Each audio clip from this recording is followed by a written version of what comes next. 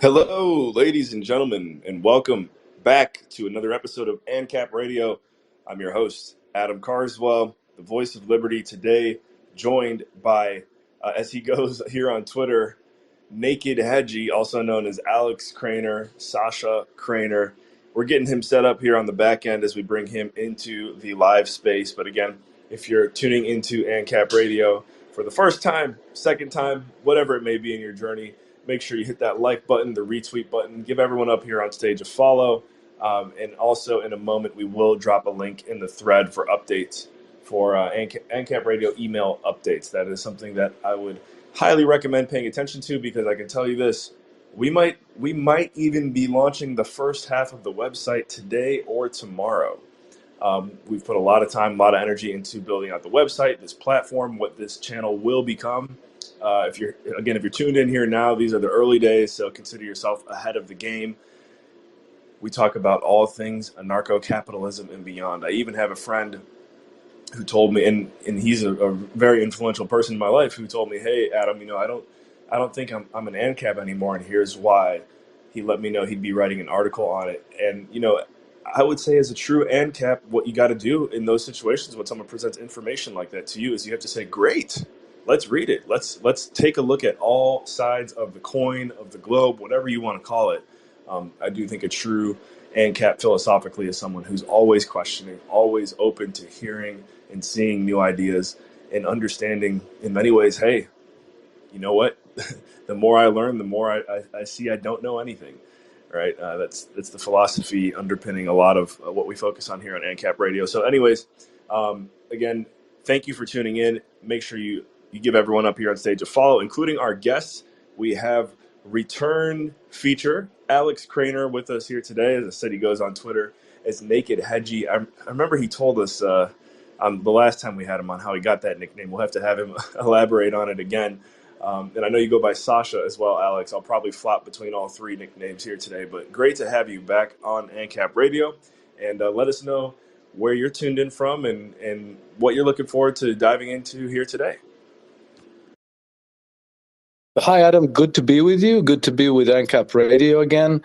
I'm tuning in from Monaco, from home, and I'm happy to dive into anything that I know how to talk about. And then regarding my nickname, I'm originally from Croatia. We're a Slavic nation. And in the Slavic world, Sasha is short for Alexander. That's right, and I did remember that. And somewhere, if you go back far enough, you and I are probably related on the Slovenian side of my family. But what I'd like to know is, and I think you did tell us this before, but I forgot, where did the nickname Naked Hedgie come from? Oh, it's not a nickname. I made it up, and I thought, I when I started blogging actively, and I set up my blog, The Naked Hedgie. I used that because my intent was to, when you talk to people who are in investment world and in banking, the discussions are always kind of guarded and canned, and everybody's trying to pretend that they're bigger than they are, and you just get a lot of that kind of LinkedIn kind of talk of people trying to pretend to be something that they're not. And I thought, why not just talk from the heart as things are? And then I thought, since there was the Naked Chef, Jamie Oliver, I thought, let me see if Naked Hedgie was taken, and it wasn't. So I thought, okay, so I'm a hedge fund manager. I want to talk straight and honestly, and so maybe the Naked Hedgie could be my tag name. So that's what I went with. I love it, and I like your reference there. I think you called it LinkedIn conversations. One thing that I found as I've grown through my professional career is I do everything I can to dodge the bullet, either of asking or being asked, "Hey, what do you do for a living?" I've noticed you've probably traveled a good amount as well. North America, tends to be that usually one of the first questions is, what do you do? I can't stand that. I found traveling in European countries that kind of gets delayed. But are you sympathetic to that at all? Do you find that a little bit annoying as well when people always want to judge you based on the hedge fund? No, not so much. But I no longer work as a hedge fund manager. I'm a former hedge fund manager. In the meanwhile, the tagline stuck, but the job didn't. And I just the annoying part is that I don't know how to answer the question when people ask me what I do for a living. It's very hard for me to answer that question because I do things that not many people do. I write. I do conferences and interviews, and I publish 3 books. But then I also still, the quote unquote day job is still related to the finance industry. And I don't know how to explain to people. Well, I provide turnkey portfolio solution for investment managers. What does that mean? And then invariably I have to explain that, and that's the annoying part, that I I find it hard to explain what I do. Yeah, I can relate somewhat. I found the best way to blanket answer it personally is if someone asks me what I do, I just say commercial real estate, or entrepreneurship. And if they want to dive deeper than that, they can. But typically, that's enough to to get them to stop talking. And you'll probably like this one too. I saw a meme the other day. I'll have to send it to you. And it was a joke, but it was kind of serious at the same time. It said people who leave people who leave parties without saying goodbye save an extra 2 years on their life. Yeah. Excellent. But anyways, before we hopped on here today, we were kind of talking about the flavor of the month, and it was refreshing to hear your take, because in a lot of the Ancap circles, I think I'm running into a bit of a guessing game with the Javier Milei victory recently. And what I mean by guessing game is I don't know if an Ancap or a libertarian that I'm going to speak to is going to start telling me how the world has changed now. All of the bad guys have lost. The good guys have won. This is the first step towards true freedom. And then the other side, which I'd say I'm more sympathetic to, is kind of what you shared with me is, hey, look, we're still dealing with a politician here. It's very early. We don't know what this means. And it could very even well backfire. So on that note, on that topic, I know you spent some time in Latin America. What's your take on the recent Milei victory? I lived in Venezuela for a little while, for about a little longer than a year. I can't say that I'm terribly familiar with Argentina, but what I know about Milei, there's part of his rhetoric that is good and encouraging, but again, as you said, we're dealing with the politicians. People say things to get elected, and then let's see what he delivers. But the thing that worries me a lot is his declared objective to end the Argentinian central bank and to dollarize the Argentinian economy. Now, that may sound great to people who are tired of inflation and fiscal and monetary mismanagement in Argentina, to just sweep everything. But you're going to be throwing the baby with the bathwater, because by far the most important policy tool any statesman has at their disposal is the issuing of credit and allocation of credit, making the credit allocation decisions, how you want to develop your nation. So, if you rid yourself of your national currency, you now have no way of implementing an independent economic policy. So the credit allocation decisions are going to be made by Wall Street banks and the IMF. There's no way around this. Where are you going to get your dollars from if you're going to dollarize the Argentinian economy? And if the Wall Street banks and the IMF are going to make, well, Argentina is already in debt more than $40 billion to the IMF. So what are you going to do? You're going to borrow money from the IMF to service your debt to the IMF? I don't get it. And so, if you're going to be dependent on Wall Street banks, guess what? They're going to make the allocations decisions. They're going to decide what credit is approved for and what it is not approved for. So I think that for one credit cycle, maybe he might be able to get nice looking employment and GDP data. But from there on, it's going to follow in the footsteps of all the other of a typical colonized nation. That's what's going to happen. And then, he's railing against the wokeism and all this nonsense that's coming from the West. Well, guess what? Where wokeism is coming from? It's coming from Wall Street. We saw what happened to Anheuser-Busch and many other corporations.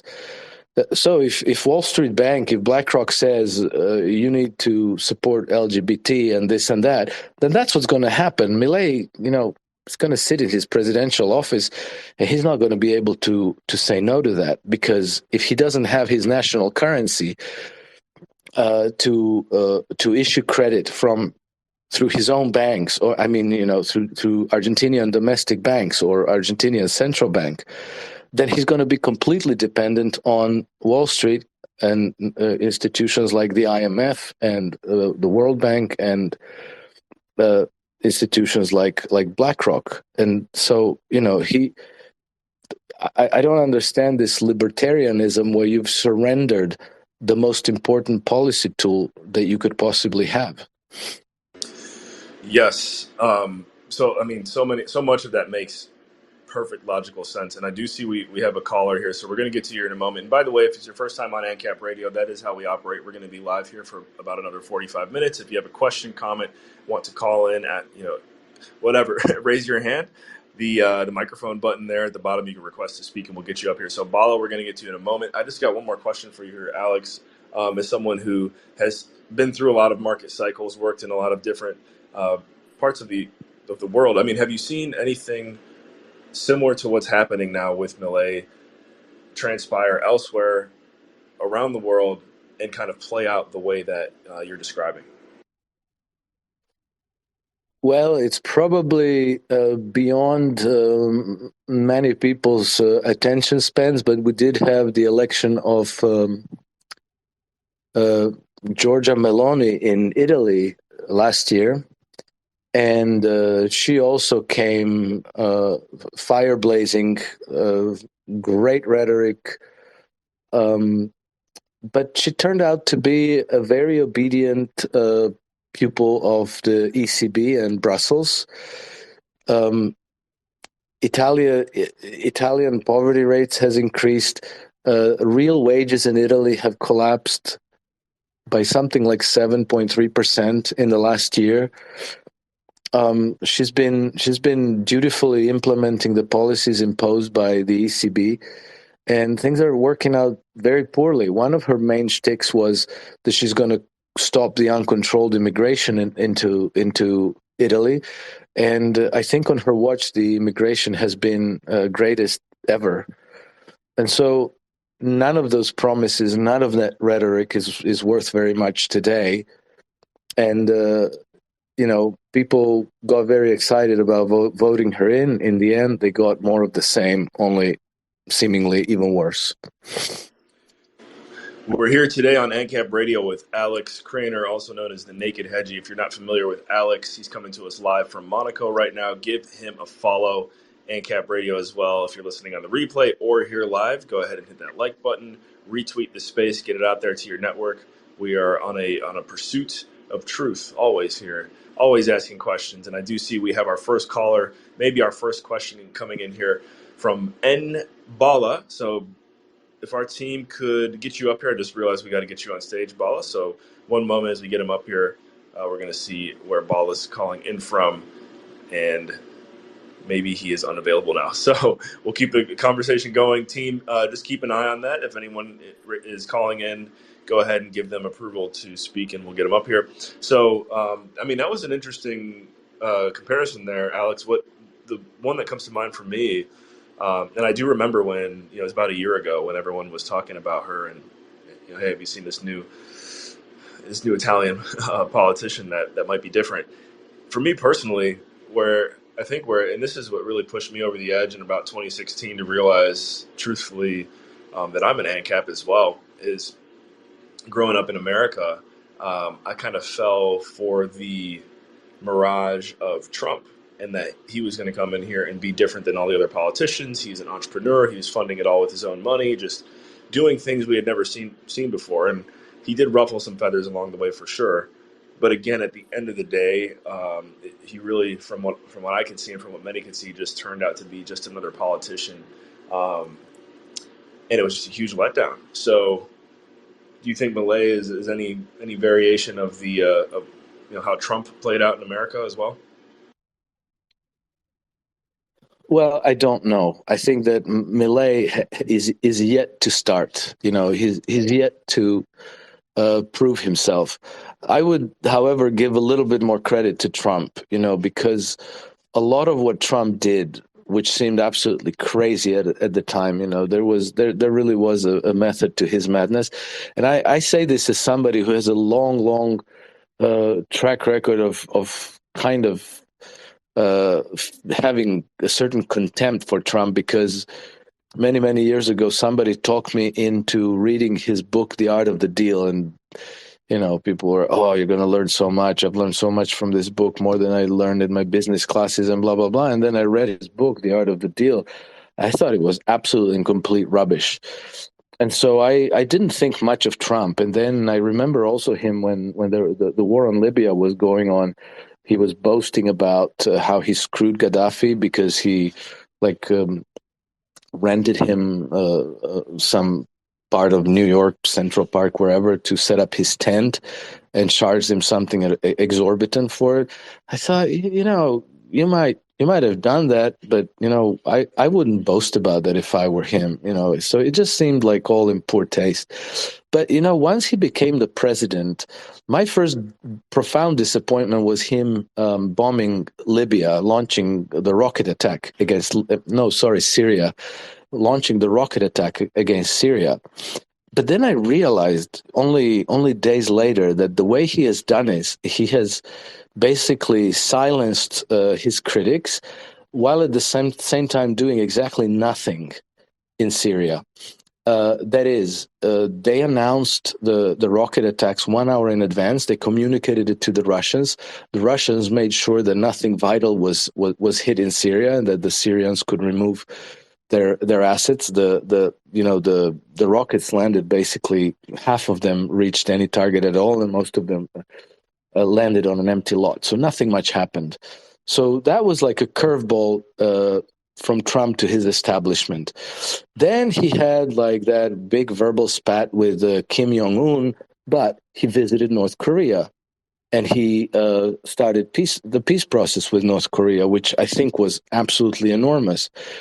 He tried to withdraw troops from Germany, from Afghanistan, and from Syria. He was sabotaged at that. But when he was unable to withdraw troops from Syria, he did something that is going to probably prove very important. He said, all right, I'm going to keep the troops there, but it's only for the oil. We're going to take the oil. The effect of that, which again seemed like a statement in poor taste and low decorum, but the effect of that is that he blew out the bottom from under the European powers' support for U.S. occupation of Syria. And that now, with this, as things are tensing up in the Middle East, now it's proving extremely interesting, because the the Western powers, the United States, UK, NATO, seem to be desperate to escalate the war in the Middle East, and they want somehow to get to Iran. I think that there's some network of power is desperate to get a war going against Iran. Well, this is now extremely difficult, because the Arab nations didn't take the bait to attack Israel. What they have done instead is they started attacking U.S. bases in Syria and Iraq. And now, if they attacked Israel, I think that would have given a casus belli to the United States and NATO to unite and go to Israel's defense. And in that sense, they might even have found considerable public support in the West. Direct attacks on, and these are pinpricks, but apparently they're coming every day, and they're very debilitating. And the U.S. troops there have found themselves strained for supplies. Their supply lines are jeopardized. There is no public support for U.S. escalating because their bases are being shut there. And I think that we might trace that to Donald Trump's presidency, because he said, hey, we're there just for the oil. So we're not there for liberty, democracy, human rights. We're there for the oil. And so now people are saying, like, okay, you're there for the oil. You're on your own. And now, in the United States, people might think, well, that's a terrible thing to do. But remember, thou shalt not steal that Syrian oil. So what the U.S. troops are doing there is not right. And so the Syrians and Iraqis and Iranians have a right. Iraqis have voted in parliament a resolution asking the U.S. troops to leave. This was on Biden's watch. And Biden administration just said, like, nope, we're staying. Well, then you have to deal with the consequences. And now that the consequences are coming due, the United States doesn't have the support to stay there. So, from Trump, this was a way to retaliate against his detractors. And now they're in a really, really difficult position in the Middle East. And so, I think that some of Trump's policies and moves are going to prove a lot more interesting than they seemed to be at the time. Right, and it should be interesting to see how everything plays out, around the next, about a year from now in the U.S. elections. Full disclaimer, I'm someone that tries to look at things as far back as possible and not get involved in the elections, but as you've kind of alluded to here, Alex, it'll be really interesting to observe and see maybe some things that we've never seen before in this lifetime. Now, Fountainhead Forum, I believe we've heard from you before. It's good to see you again. Would you mind unmuting, let us know where you're calling in from and what your question or comment is? Hey, it's Chris Baker. I live in Austin, Texas. Yeah, I've done 23 shows about Milei on my podcast. Also had Alex on. He's a great guest, funny guy. Some people on my show have compared Milei to Guillermo Lasso in Ecuador, and maybe there's some comparisons to Bukele. I don't. This is a guy who knows his stuff, and he's a very well-read economist. We're not talking about Trump, who couldn't get through it. Trump probably couldn't even get through Henry Hazlitt's Economics in one lesson. So, I would love to know what some of you all think about where things might go wrong. I certainly have been thinking a lot about Alan Greenspan, who was involved with Ayn Rand throughout the '60s and became completely worthless. And those people end up doing more harm than good, because now, Alan Greenspan had all these free market ideas. It's like, no, he didn't. So yeah, there's certainly a danger here, but I think Milei is pretty dedicated, and he's got this cool factor that's made this is a guy who he's a guy who's by a lot of standards, and a lot of these economists are nerds, but Milei is cool at the same time. You don't get that very often. We've got a personality here that I think could really make a difference. I mean, this might be the democratic capitalist equivalent of the Bolshevik Revolution. Certainly is a lot to speculate on, and the cool. I'll agree with you there on the cool factor. He's got the Austin, Texas haircut, right? So, Alex, any thoughts on Chris's take there? Oh, well, Chris, hello. Thank you for tuning in. Great to hear your voice again. I don't know. I have to say, let's wait until we see, because As I explained moments ago, I'm very concerned about this idea of dollarizing the Argentinian economy, because you've completely, if he goes through with that, which I have my doubts. There's going to be a lot of resistance in Argentina, but if he goes through with this, he's deprived himself of the most important policy tool he could possibly have. And he will have absolutely zero control about the way Argentinian economy is going to develop long term in the future. So, for an economist to advocate such a policy is to me is bizarre. I don't understand it, and so I would prefer to wait and see how his presidency improves Argentina or doesn't, and it'll take a while until we find out. I guess another question I should have asked first is, why does this guy love Israel so much? That's actually a question I'd like to get some light shed on as well. Alex, I don't know if you're more knowledgeable on his connections with Israel than I am. I've just seen the pictures, obviously, of him waving the flag, wearing the yarmulke. I don't know if it's a joke, if it's serious. Do you know what's going on there? Well, it seems serious, and I cannot explain why he loves Israel so much, except that when you're going into politics, you need money, and I think that the Jewish community tends to be supportive of politicians that see the world in their way. And so he's probably catering to that constituency for support financially and their votes and so forth. I think there's nothing original about that. A lot of politicians do that in the Western nations. So Milei may well be one of them, unless there's a different reason that I'm not aware of. Yeah, I know we're going to have Nick Giambruno of internationalman.com as a guest on the show.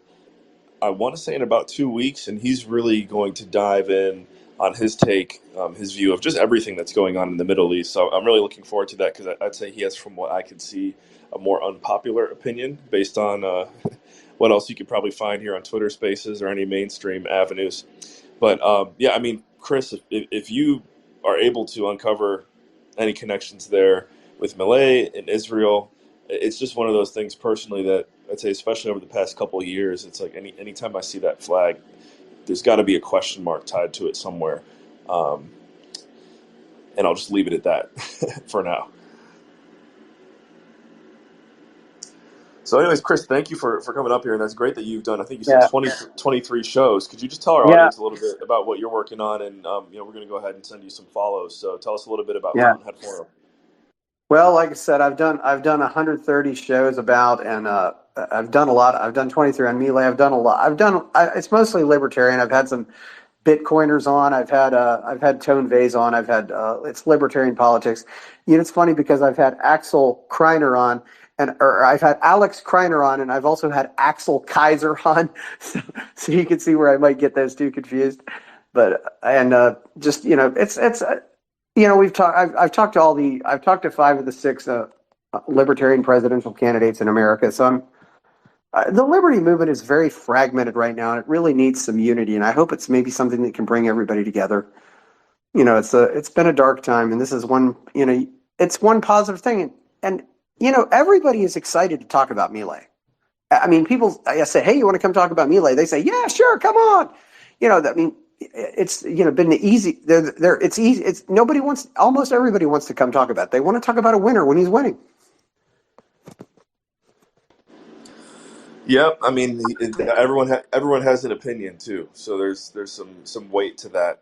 It's almost like how I think there was an article that came out after Trump was out of office, how much CNN's ratings dropped when they couldn't really put his name in the headlines like they used to. So yeah, it'll be fun to ride this wave and see what opinions arise, and really what transpires, as Alex mentioned, with the U.S. elections a year from now too. So anyways, Chris, keep up the good work. It's great to see you here again. As you know, we go live every Thursday at 3, and we're ultimately building this out to a 24/7 platform. So as we continue to grow Ancap Radio, we wish the same growth and success for Fountainhead Forum. But all right, if you're just tuning in now for the first time, long-time listener, replay, wherever you're at, this is Ancap Radio. We're here live today with Alex Krainer, the Naked Hedgie. Make sure, if you haven't already, you retweet this space, give it a like, follow Alex, follow Ancap Radio. We're going for another 30 minutes roughly here today on all the topics of the world, especially tied to anarcho-capitalism. Alex, one question that always comes up here, excuse me, on the show, and I think you shed some light on Monaco last time we had you on as a guest. That was interesting. But where are you starting to see ANCAPs gravitate towards? Do you think Argentina is a bit of a trap now? The ultimate ANCAP paradise, we don't know if it actually exists. But where would you say are some of the most logical places to live if you want to live a free life but also have the luxuries that the world has to offer? Well, yeah, I'm definitely going to say Monaco again, because Monaco is a very nice place to live unless you want to have a lot of space. Like if you want to have a house with a lot of garden, then it's not going to work out. But if you're okay to live in an apartment, then Monaco is almost ideal, because it's relatively small, it's cosmopolitan. The official language is French, but I think pretty much everybody speaks English, and I know Italians who have been here for many, many, many years and can't speak a word of French. They function just fine. You're 20 minutes away from the Nice airport, which is the second busiest airport in France. You are 1.5 hour drive from a nice ski resort, and then maybe if you do 2 hours, there's another 3 nice ski resorts. You're by the sea, Mediterranean Sea, and so it's a great place. I think Argentina is not a great place, at least my understanding. I think there's some strange restrictions, but I heard very, very good things about Uruguay. Uruguay is good, and I think that something really startling that I read I don't know if people read Alistair MacLeod, but Alistair MacLeod actually wrote that the Russian economy is a free market capitalist's dream. Okay, coming from a Scotsman, or is he British? That's very surprising. So, people don't think of Russia as a free place, but at least in terms of doing business, the ease of setting up a company and, restrictions on commercial activity, apparently it's very good. They have a flat tax of 13%. So, thinking out of the box, who knows? Maybe there are good solutions also on the other side of the Western Bloc. Yeah, I have heard that from a few friends, Russian, and that have visited Russia recently. I'd forgotten about it until you just reminded me. But I just wonder what it is specifically that makes them say that. I've never been before. It's also a bit challenging with the U.S. passport compared to other countries getting in there. I think visas required, etc. I'm sure you've been to Russia before. Have you? Yeah, I've been twice. I've been once in 2006 in Moscow for a couple of days, and I've been in St. Petersburg in 2015, a few weeks actually, all on my own. And it was kind of like a fact-finding mission. I just went there all on my own. I rented a room in an apartment, an old lady in a Soviet apartment block. And I enrolled myself into a course of Russian language, and then I did the morning commute every day, just like everybody else. Morning went on a tram to go to the center, did my courses, and then in my free time I just walked all over St. Petersburg, and I had distinctly good impressions. It's a normal place. People in the West are exposed to almost uniformly negative view of Russia. But, back in 2015, I could have been in any Western European city. And it's a well-ordered society. It's just a well-ordered society. And I think that by today, probably St. Petersburg is nicer than the average European city, because in Europe things have really gone down the toilet. There's more and more homeless, there's more and more poor people, there's more and more immigrants everywhere. Crime rates have gone up, poverty rates have gone up, and it seems that they are on an upswing and we are on a downswing. And is it because of that's fascinating, and I've observed that from kind of just scrounging through YouTube videos to see that indeed Russia is a pretty well-ordered society, although I would never be fed that by television here in North America. But how does Monaco deal with any form of immigration, illegal immigration? I know it's a smaller state, if you will, so it's probably easier to manage. But has that become an issue at any point with Monaco? No, not at all. Monaco is not a democracy. It's a principality. Prince Albert is the sovereign. He has his government and his cabinet, but they have policies that they imply very unceremoniously. So you try to come into Monaco illegally, they just dump your butt out really quick.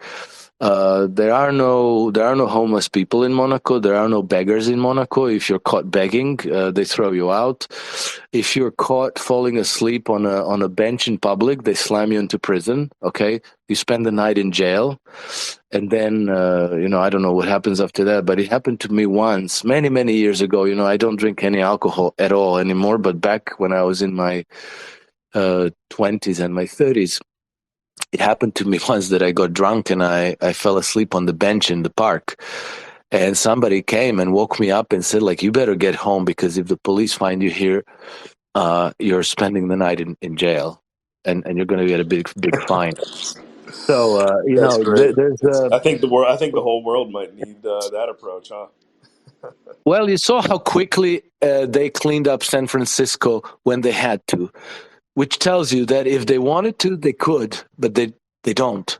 So I don't understand why why they're letting a beautiful city like San Francisco deteriorate to that point. But in Monaco, that doesn't happen. Monaco has the highest number of police per capita in the world. I think there's one policeman to every 9 residents. But for the most of them, you don't know that they're police, because they're going about, wearing jeans and sneakers. You just don't know. And generally, you're never asked to show your ID or to answer for yourself or anything. It's you generally don't know that the police even exist, except for the traffic police that regulate traffic on the roads. So it's a Monaco is very, very, very well ordered place. And I must say, when I was in St. Petersburg, I don't think I saw any police at all. I mean, I may have, in a few weeks, I may have seen police a handful of times. There just really isn't a whole lot of police to see around. Maybe they're also going around in jeans and sneakers. I don't know. Yeah, so what I would ask about Monaco, and this may be more of a personal question, and being having some Slovenian blood. This is something I'm working on right now to make sure I get my Slovenian passport, because it looks like things around the world are getting tighter and tighter. I think as of right now, as a U.S. citizen, the most I could spend, I guess, legally within a European country is 90 out of 180 days. And that's most countries in the Schengen area, European Union. Is Monaco included in there, or are they kind of their own? Do they go by their own laws? No, I think that Monaco goes by their own laws. I think you can come in as a tourist, and I don't know if there's a limit to how long you can stay. Like if you stay in a hotel, I really don't know. But you cannot rent an apartment without a residence permit. There you go. So that's the next thing is, I guess, if anyone here wants to live in Monaco, they're going to have to send a DM to Naked Hedgie on help getting a residence permit. Yeah. It's not complicated, actually. You have okay. to there are 2 conditions. Either you have to have enough money to maintain yourself, and then what you do is you open a bank account in a bank in Monaco, and the bank writes a letter to the authorities saying, Adam has enough money. It's not a problem. He's going to be able to live here, no problem. And the other way is that you have to get a job contract. So if you have a job contract, then you get a residence permit.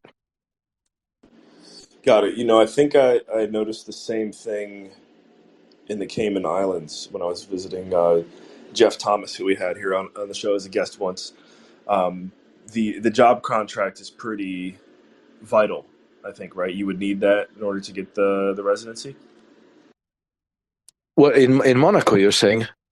Correct. Yeah, I know. No, it's either that, or you have to have enough money to just sit here and do nothing.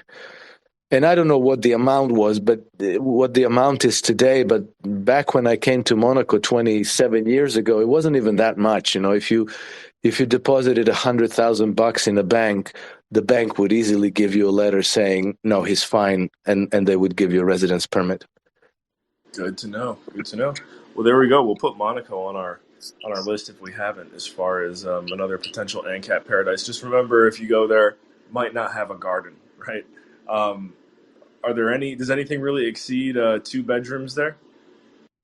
Oh yeah, you can rent or buy a big place. You can have, like, I don't know square feet, but you can buy a 200, 300, 400 square meter apartment. I think square feet, you pretty much have to roughly multiply it by 10.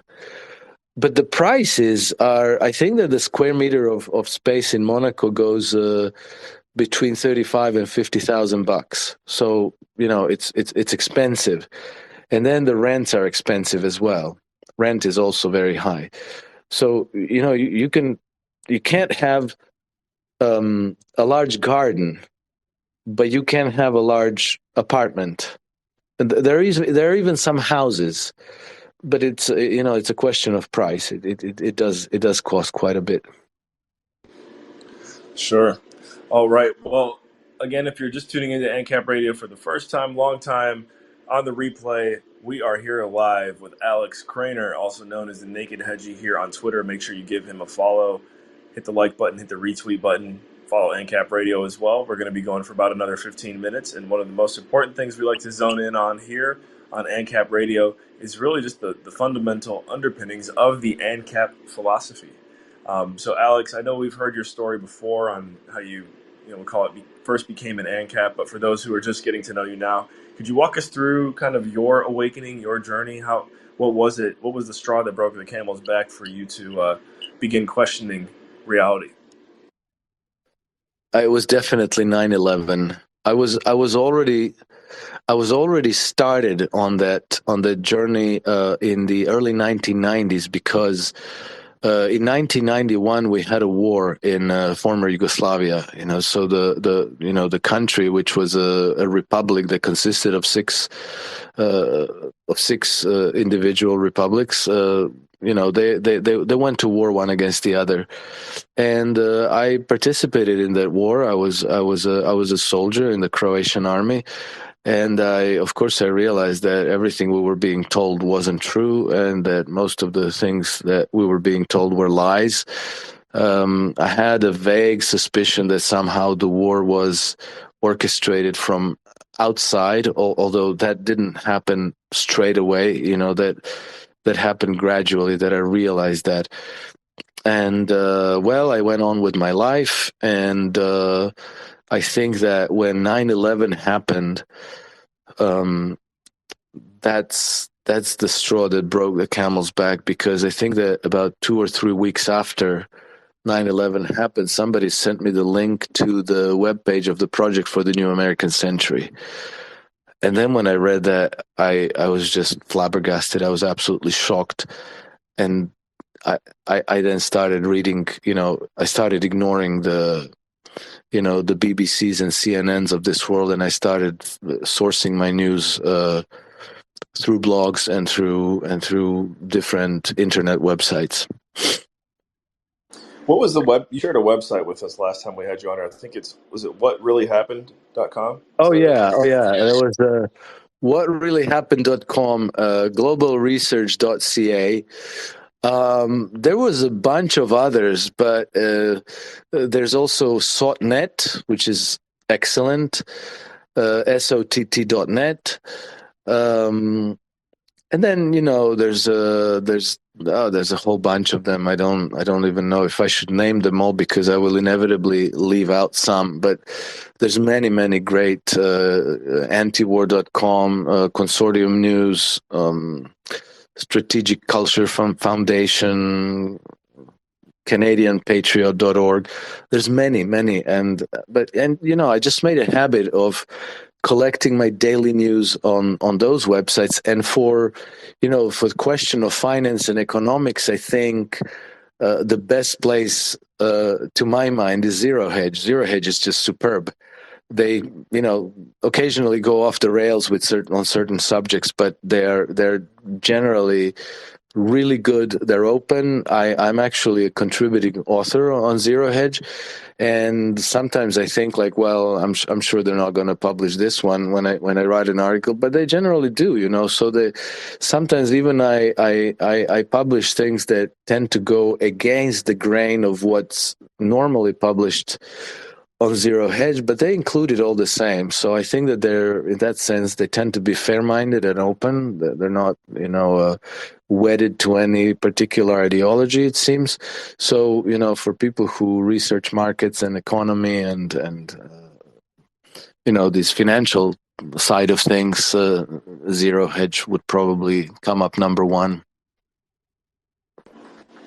Yeah, good to know, because that is definitely a bigger name, and I've seen and read Zero Hedge articles over the past few years, but I guess I never knew where they stand. So to hear that from you is reassuring. For your own blog, I guess we haven't talked about it a whole lot here, but where can our listeners go to subscribe to your releases? Yeah, okay. So there's a few things. I'm very easy to find on Twitter @NakedHedgy.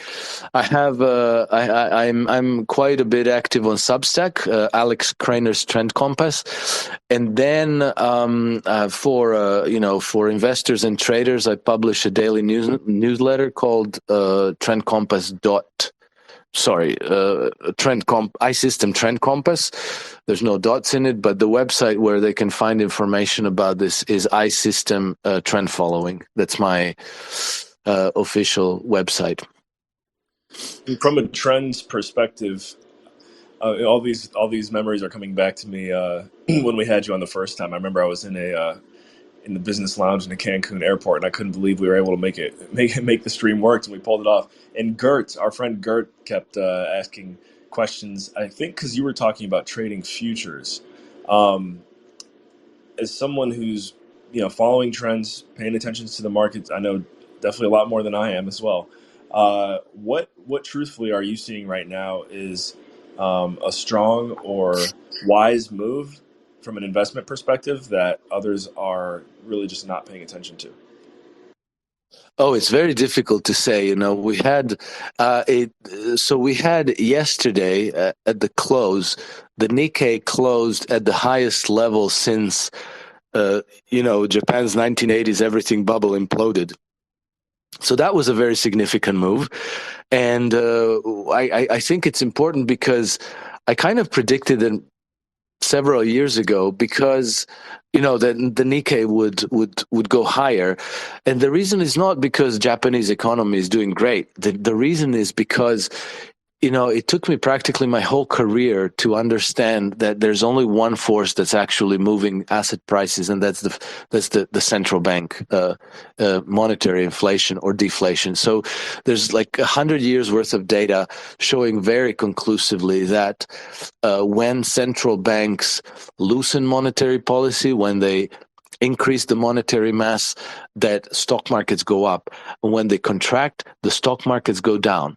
That's practically uninterrupted until this last tightening cycle by the Fed, because we had stock markets recover while the Fed was tightening and reducing their balance sheet. And then, we found out that it was the Bank of Japan, in fact, which has been plowing massive amount of money into U.S. Capital markets to kind of to float up the asset prices. They were the biggest investors in U.S.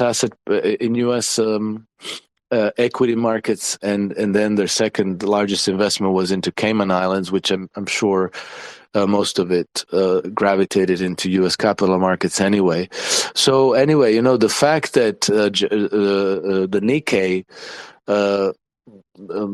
had a big rally to a new high, new 3 decades high, is indicative that I think we're going into this typical type of crisis where interest rates go up, asset prices go up, but the currency begins to collapse. This is the syndrome of stagflationary collapse, which we've seen in Zimbabwe and Argentina and Venezuela and in the German Weimar Republic 100 years ago and so forth. And I think that most of the Western economies are going to follow in the same tracks. So particularly, I expected that Japan would be the first because they started their QE the first. They started it, I think, in 2000 essentially, and then I think it's going to be followed by the European Union, and then smaller economies like Sweden, Norway, and so forth, and ultimately the UK as well. The UK is a complete mess. And then ultimately, I think the United States might be the last, and maybe they have the most maneuvering space to delay the crisis and to somehow engineer a softer landing, if not a soft landing. Sure. So, and I'm sorry if I missed it there, but where would you say the golden opportunity is now that people should be focusing on? I think over the longer time period, it should be commodities, I believe, because I think that part of the crisis that we're facing is going to accelerate the commodities super cycle. And so I'm not talking about just gold and silver, which I think will be one of the markets that's going to take off, but also things like industrial metals and energy, and also agricultural commodities. And the best way to play that is not necessarily for you to open a brokerage account and start gambling on these trades, but to find a CTA, commodities trading advisors, who can provide a diversified portfolio on a fully serviced basis, and hopefully a CTA that's an Ancap. Yes, I'm sure that most of them are. Yes. All right. Well, thank you there for the insight. We had Chris McIntosh on a couple months ago. He's actually going to be our guest. We just confirmed this yesterday. He'll be our guest next week here on Ancap Radio. So a little teaser for everyone there. If you're familiar with Chris McIntosh or you're not, definitely someone who I know studies financial markets pretty thoroughly. And anyways, Alex, last time he was on, he was really very bullish on energy and commodities as well. So. Chris is a very good voice to hear, very good voice to listen to. His analyses are compelling and thorough, and I think it's I look forward to you having him on. Awesome. We look forward to seeing you here in the audience, and just like everyone else here today, always remember here on Ancap Radio, you can call in, you can raise your hand, you can press that request to speak button. We are winding it down now, but keep that in mind. And Alex, you too, next week when we're live with Chris, if you want to hop back up here, always welcome. So one thing that we would like to part ways with our audience is the just your words of wisdom to live by. I think every Ancap has a different angle in which to say it. I was trying to pull it up here on my computer now. I just realized that I didn't get to it. But Rick Mayberry once said something to me that was pretty profound. It was like the magical 17 words. You know what? I want to get it right, so I'm going to pull that up on my end. But for you, Alex, if you had to describe what anarcho-capitalism is, or how someone can best live out the philosophy to you, how would you say that in a couple sentences? I would just say free enterprise, freedom and free enterprise. Freedom for people to use their skills and their initiative and their creativity, and to be able to freely trade and exchange with their communities and beyond their communities without being hampered, without being frustrated by red tape, and without being squeezed dry by the government. But I think that the most important message I wanted to leave before we close the program, because I have noticed that since this mess erupted in Israel last month, is I've noticed that a lot of I'm noticing flat out sadness among people about what we are witnessing. And I wanted to always, it always reminds me of my favorite Confucian quote, which says that when a big tree falls, it falls with great noise and destruction, but the seeds grow without a sound. They grow in silence. And so we have to just be mindful of the fact that what we're witnessing in the world today is the collapse of old and obsolete structures of society and obsolete security architecture, and this is mesmerizing. This is attracting our attention, and we should also keep in mind that new things are growing, and that the seeds usually grow in nature into something powerful and beautiful, and so it's. People should not allow themselves to succumb to pessimism and to defeatism, because life goes on, history goes on, and we're going to be all right. So true. True words of wisdom right there, ladies and gentlemen. So if you're not already, again, I'll say it one more time, do yourself a favor and go follow the Naked Hedgie right now, because that was a mic drop moment, as we like to say here. Now, I did find the quote or the phrase, so I did want to share it here. And for those who aren't familiar with Rick Mayberry, definitely a legend of the game in the world of anarcho-capitalism, Uncle Eric and beyond. Look him up, Rick Mayberry. But he once shared with me the magical 17 words. Do all you have agreed to do, and do not encroach on other persons or their property. Say it one more time. Perfect. Right? Isn't that good? Do all you have Perfect. agreed to do, and do not encroach on other persons or their property. So, Alex, I know that's how you carry yourself daily, and it's great to call you a friend and share the stage with you here again today. And I look forward to the next time we interact. I'm sure we'll be in touch with you to get you back up here when the time is right. And what time is it over there in Monaco right now? But you're getting ready for bed.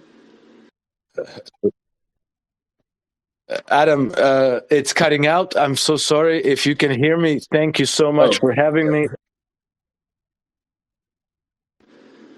You're good. Yes, the feeling is mutual. I'm not sure who cut out there. It could have been me as well.